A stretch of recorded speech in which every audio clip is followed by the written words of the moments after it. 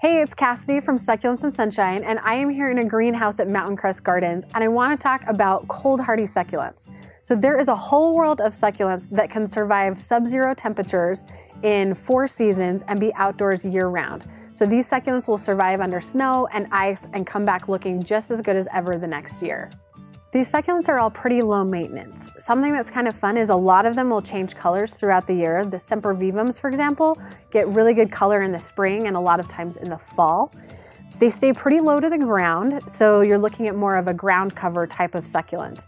They also work really well in vertical planters, in container gardens, rock gardens, and even as a lawn replacement. Hardy succulents can add color and visual interest to any garden year-round, no matter where you live. There's a few main varieties, so let's talk about each of them individually.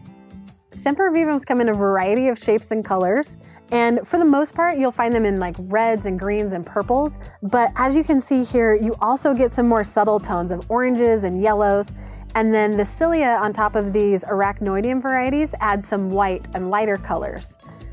They also come in different sizes, so you have Sempervivum pixie, which is pretty small, but then you can have larger varieties as well, and some will even grow up to a couple inches in diameter. Sempervivums are monocarpic, meaning when they bloom, the mother plant dies, but they will also put off a lot of chicks before they bloom. Usually the sempervivums that put off a lot of chicks will bloom more frequently, whereas those that don't put off as many chicks won't bloom as often. Sempervivums need quite a bit of sunlight in order to maintain their shape and color. As a general rule, you want them to get direct sunlight in the morning, and they can have direct sunlight in the afternoons as well, but in the spring and summer, as temperatures get warmer into the 90s and 100s, you'll definitely want to make sure that they're shaded in the afternoons. Next up, we have Sempervivum Havelii. These are similar to the sempervivums, except that instead of propagating by putting off chicks on a stolon, you actually have to cut the chicks off of the mother plant.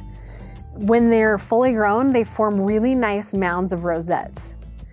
Another great thing about Havelii is that they maintain their color a lot better throughout the year. You still have a lot of really colorful varieties like this lemon sky that's almost bright yellow, but you get down into the deep purples and still have your greens and other awesome colors. Havelii have a lot stronger leaves than other sempervivums. They also have an edge that almost seems to glow when they're backlit, which makes them look really pretty, and they stand out from the dirt a lot more than other sempervivums. Sedums or stone crops are another type of cold hardy succulent, and these might be the most hardy of all. They can tolerate a lot more sunlight in the summers, but they can also get down to temperatures well below 0 in the winter and still survive.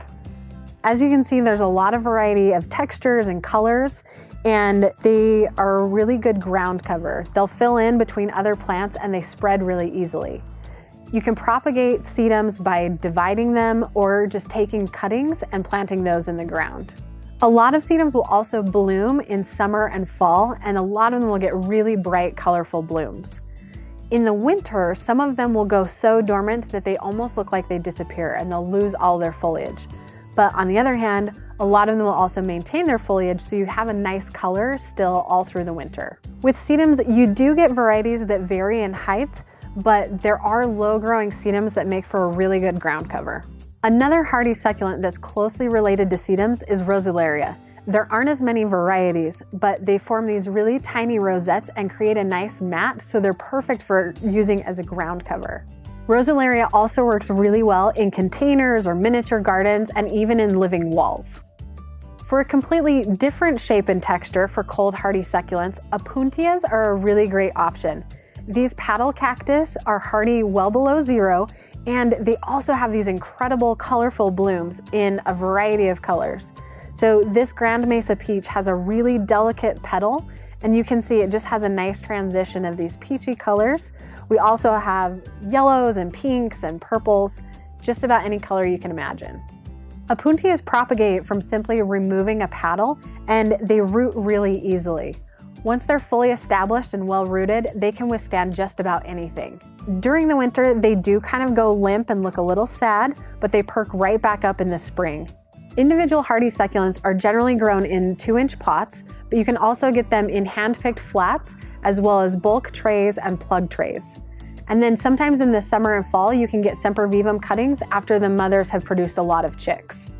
Overall, hardy succulents are a great collection for your succulent garden. Whether you live in somewhere that gets a true 4-season climate or somewhere with a little bit warmer temperatures, hardy succulent varieties are gonna add a lot of color, texture, and variety to your garden and really make it look great.